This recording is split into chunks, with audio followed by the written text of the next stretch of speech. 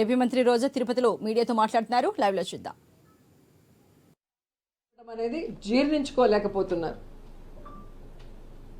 అలాగే పవన్ కళ్యాణ్ మీటింగ్లో CM CM అని అరిచే ఆ పిచ్చి జన సైకోలకి ఈరోజు ఆ తల ఎక్కడ పెట్టుకోవాలో కూడా అర్థం కాని పరిస్థితి.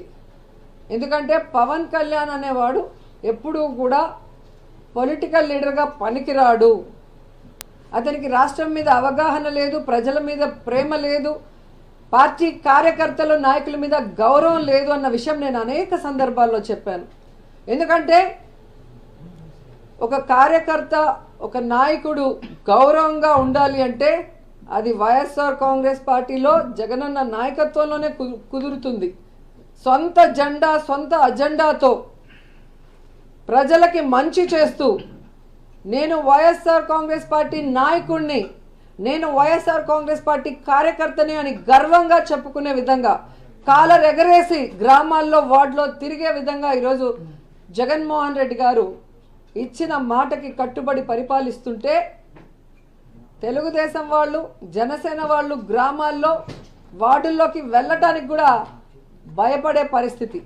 ఎందుకంటే చంద్రబాబు నాయుడు ఏ రోజు కూడా చెప్పిన మాట మీద నిలబడలేదు, ఇచ్చిన మేనిఫెస్టోకి కట్టుబడి ప్రజలకి చేయలేదు. అలాగే పవన్ కళ్యాణ్ ఎప్పుడు ఏం మాట్లాడతాడో ఆయన పార్టీ పెట్టిన రోజు నుంచే మీరు చూస్తే అర్థమవుతుంది. పార్టీ పెడతాడు కానీ కంటెస్ట్ చేయడు. సింగిల్గా కంటెస్ట్ చేస్తే తాను కంటెస్ట్ చేసిన 2 చోట్ల ఓడిపోతాడు. ఇప్పుడు బీజేపీతో పొత్తులో ఉన్నాను ఎన్డీఏలో అంటాడు.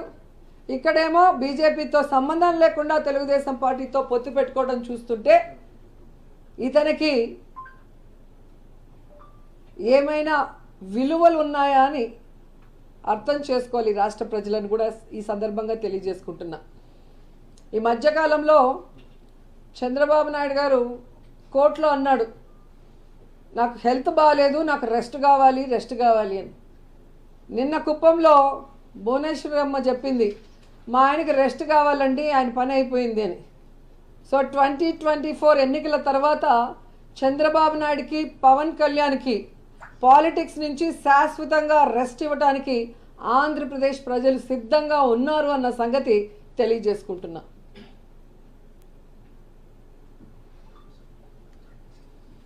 ఓకే.